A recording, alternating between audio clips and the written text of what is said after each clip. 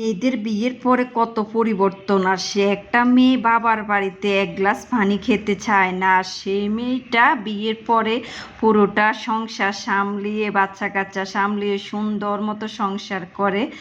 তাও দিন শেষে শুনতে হয় মেয়েদের কি করো সারাদিন। হাই এভরিওয়ান, আমি আরও সেতু ব্লগ থেকে সেতু। আসসালামু আলাইকুম, সবাই কেমন আছেন? আলহামদুলিল্লাহ আমরা সবাই অনেক অনেক বেশি ভালো আছি। এই তো সকালে উঠে তারপরে এই তো ছেলেকে মাদ্রাসায় দিয়ে এসে মেয়েকে তারপরে প্রাইভেটে দিয়ে এসেছে ওর বাবা, তারপরে একসাথে নাস্তা করে নিয়েছি, দুজনে মিলে নাস্তা করে তারপরে আমি চলে আসছি। এই তো ঘরটা গুছিয়ে নিচ্ছি, এখানে বিছানাটা গুছিয়ে তারপরে আমি ওয়ার্ড্রব ড্রেসিং টেবিল সব কিছু মুছে পরিষ্কার করে নিব, তারপরে ঘরটা পুরো বাসাটা ঝাড়ু দিয়ে দিব।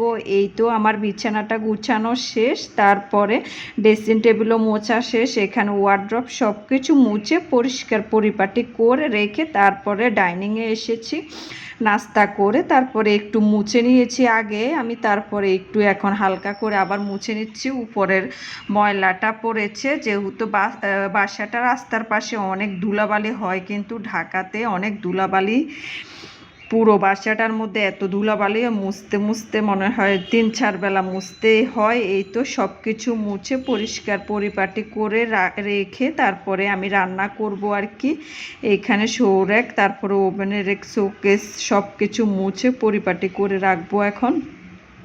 এই তো সব কিছু মুছে নিয়েছি, শোকেসটা মুছে নিয়েছি, ফ্রিজ সব কিছু মুছে তারপরে আমি এখন লতি কাটতে বসবো। এখানে মেঘার বাবা সকালে মেঘাকে দিয়ে এসে লতি নিয়ে আসছে, পাট শাক নিয়ে আসছে।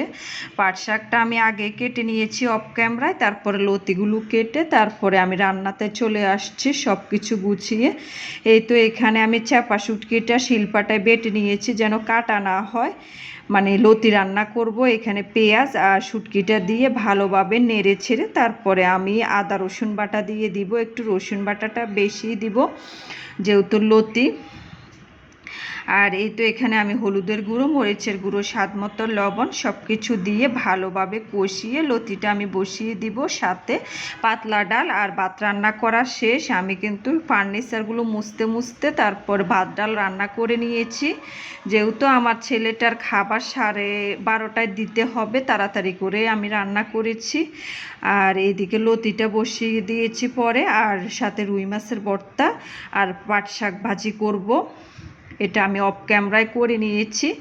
এই তো এখানে লতিটা একটু কষিয়ে আমি পরিমাণ মতো ঝোলের পানি দিয়ে একটু ডেকে দিয়েছি। আর এই তো আমার রান্নাটা শেষ, রান্না শেষ করে তারপরে আমি চুলা পাকঘর সব কিছু মুছে পরিষ্কার করে নিয়েছি। এখানে ভর্তা, রুই মাছের ভর্তা আর পাট শাক ভাজি করেছি। সবাই ভালো থাকবেন, সুস্থ থাকবেন, পরবর্তী ভিডিওতে দেখা হবে। আল্লাহ হাফেজ।